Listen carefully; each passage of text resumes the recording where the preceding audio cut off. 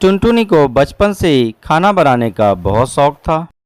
उसके पिता कालू कौवा लोहे का औजार बनाने का काम किया करते थे और उसकी माँ सुंदरी उन लोहे के औजारों और बर्तनों को जंगल में बेच कर आया करती थी।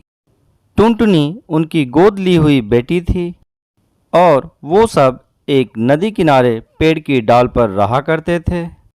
टुनटुनी, तू क्या कर रही है? कुछ खाने को बनाया है या नहीं? एक डाल से दूसरी डाल पर घूमकर आतड़ियाँ सिकुड़ गई हैं। ये लो माँ, आज मैंने कुछ नया बनाया है। अरे, तूने ये चावल में क्या डाल दिया है? ये बिरयानी है माँ, मैंने आज ही ये सीखी है। अरे टुनटुनी बिटिया, जितना तू खाने पर ध्यान देती है उतना कुछ काम पर ध्यान दिया कर।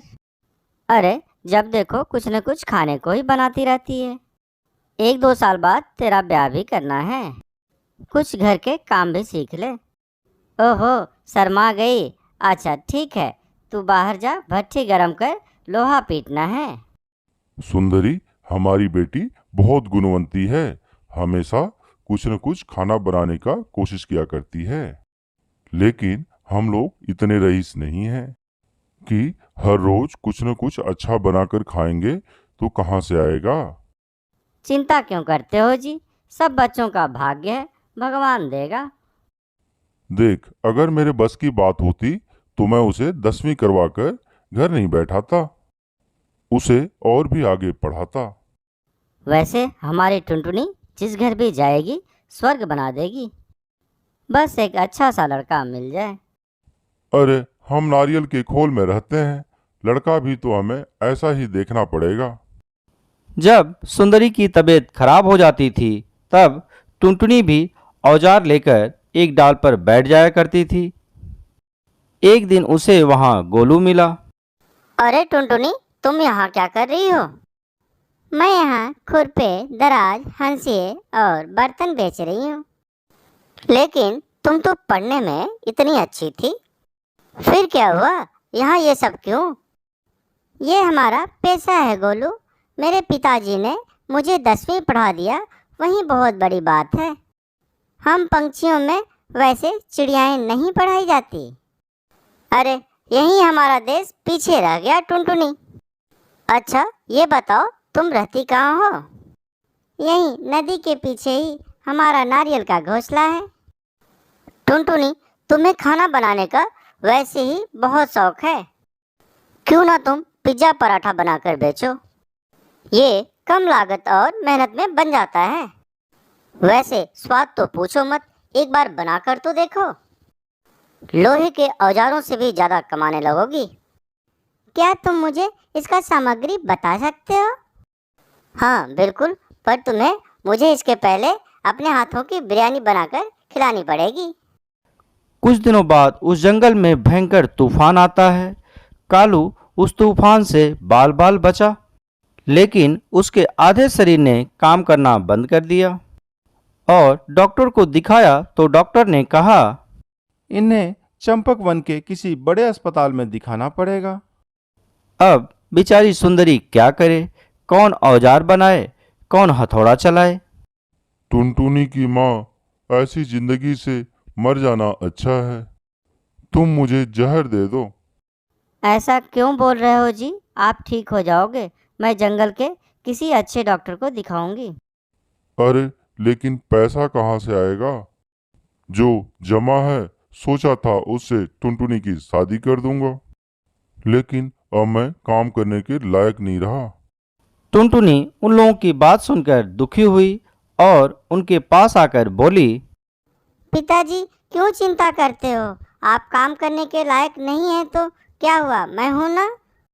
आप बिल्कुल चिंता मत करो, मैं और माँ है ना, हम जरूर कोई रास्ता निकालेंगे।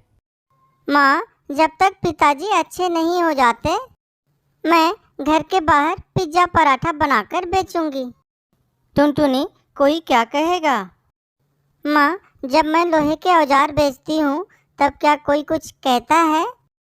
ठीक है टुनटुनी, तू भट्टी पर ही बना लिया कर। अगले दिन पिताजी, ये देखो, आज मैंने पिज्ज़ा पराठा बनाया है और आप दोनों खाकर बताओ कैसा बना है। पता नहीं टुनटुनी, तू भी ना क्या नई नई चीजें बनाती रहती है। खाकर तो देखो। अरे वाह, ये तो बहुत बढ़िया लग रहा है। बेटी, ऐसा कभी कुछ तो नहीं खाया। पिताजी, अब मैं ये पिज्ज़ा पराठा बनाकर बेचूंगी। लेकिन तुम्हारे दिमाग में ये सब आया कहाँ से? माँ, ये सब गोलू ने दी। ये गोलू कौन है बेटा? माँ, गोलू स्कूल में मेरे साथ पढ़ता था। अब टुनटुनी चिड़िया औजार की बजाय पिज्ज़ा पराठा बनाकर बेचने लगी।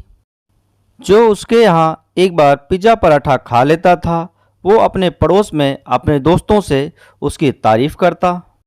अब टुनटुनी के पास दूर दूर से पंछी पिज्ज़ा खाने के लिए आने लगे। अब उसके गरीबी के दिन जा चुके थे। सबसे पहले वो कालू को लेकर जंगल के बड़े अस्पताल में जाती है। ये बिल्कुल ठीक हो जाएंगे, लेकिन दवाइयाँ महंगी होंगी। कोई बात नहीं सर, बस मेरे पिताजी ठीक हो जाएं। बस आप दवाइयाँ लिख दीजिए। माँ, इस पिज्ज़ा ने तो हमारी ज़िंदगी ही बदल दी। माँ, मैं जंगल में पिज्ज़ा हट बनाना चाहती हूँ। ठीक है टुनटुनी, तुम्हें जैसा सही लगे वैसा कर। टुनटुनी ने पिज्ज़ा हट खोला और वो दिन रात तरक्की करने लगी। जैसे जैसे आमदनी बढ़ती रही, टुनटुनी ने सबसे पहले अपने लिए एक पक्का घोंसला खरीदा। अब वो नारियल के खोल वाली टुनटुनी नहीं, अब वो कोठी वाली टुनटुनी हो गई थी। मैं जानता था तुम जरूर एक दिन ऊंचाइयों तक जाओगी। गोलू, मुझे काबिल बनाने में तुम्हारा ही योगदान है। बेटा, तुम जुग जुग जियो, ये तो बहुत ही खुशी की बात है कि तुम उसके मार्गदर्शक हो। तुम उसे हमेशा खुश रखोगे। फिर उन दोनों की शादी हो गई और दोनों मिलकर पिज्ज़ा का काम करने लगे और खुशी खुशी रहने लगे।